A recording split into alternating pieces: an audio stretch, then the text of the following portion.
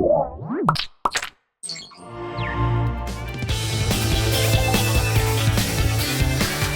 episode of App Judgment is brought to you by GoDaddy. GoDaddy.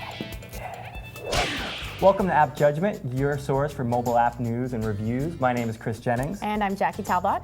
Jackie, today's a big day. We finally have our hands on the Motorola XOOM tablet. First ever. Yeah, this is a big deal. A few weeks back, Zach and I discussed the Honeycomb Operating System that's featured on this tablet. Right. But now we actually have it in-house. We've been playing with it, and we have some initial thoughts on it. Right, so I actually haven't been able to spend some time with it. I've just, read a little thing or two. So how do you feel being familiar with it? What were your reactions? I think it's a great product.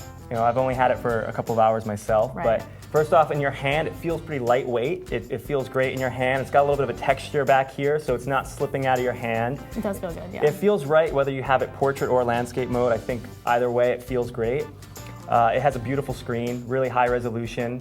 It does pick up a little bit of fingerprints, but that happens on all screens now. Yeah, it's not a huge deal. It's not a huge deal. Right. It's really fast though. This has a Tegra 2 processor on the inside, so you can fly through apps. You run a lot of different things. I haven't experienced any hang-ups or anything like that. Oh, excellent, yeah. So how is the Honeycomb OS? I mean, we're both Android users, but even as an Android user, I felt like I couldn't prepare myself for this OS. So yeah, it's a big step up to this version of Android. Yeah. There are a lot of differences than what we've been used to on the phone.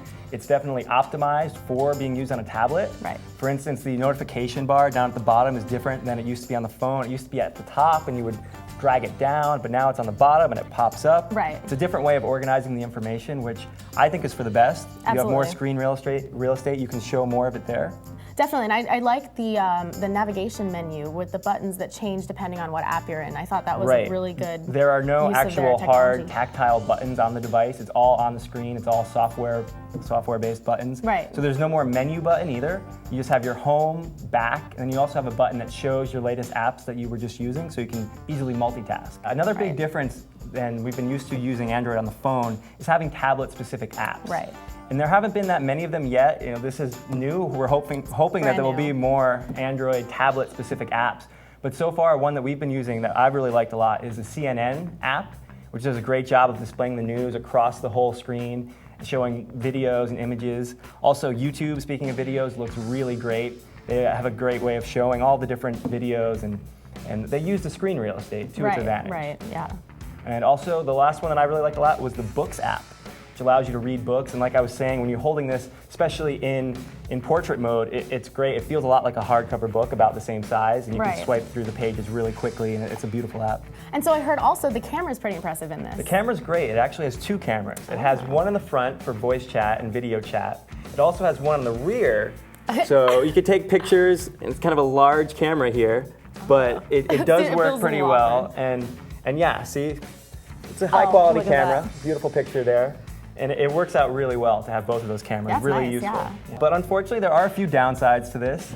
As we said, there should be more tablet-specific apps, which will definitely come. Yeah, in the next few months, I think we're going to see some great apps, and I'm really looking forward to it. Also, we're looking for an upgrade to 4G. Right. So this you were mentioning is a little strange. So explain what that is about. Well, this tablet, it comes through Verizon, and as of right now, it's equipped with Verizon's 3G network. Right. And as we all know, 4G is the wave of the future. We all want to be faster on our network. So this is going to have a 4G upgrade. Unfortunately, though, you're going to have to send it away and have the people at Verizon upgrade it and send it back to you with a 4G chip. It is not being shipped right out of the box with the 4G update. It's a downside, it's a hassle, but it's completely free, and Verizon's trying to make it as easy as possible, but it's not ideal. Right. So you've had some time to play with it and mess around with it, so how do you feel? What are your reactions? I think this is a huge step in the right direction for the Android operating system. Right. It's a big upgrade from the last version. It's taken in a lot of the polish and the look and feel of the iOS, which is a good thing.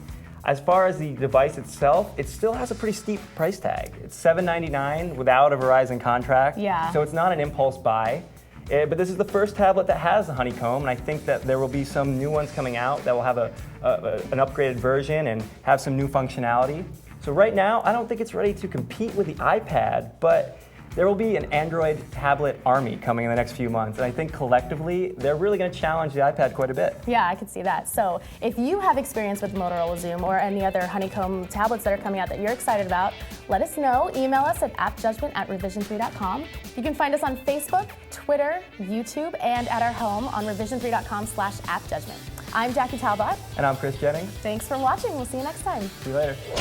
Hey Mel, Hey. so do you have any domain names for you and your honey?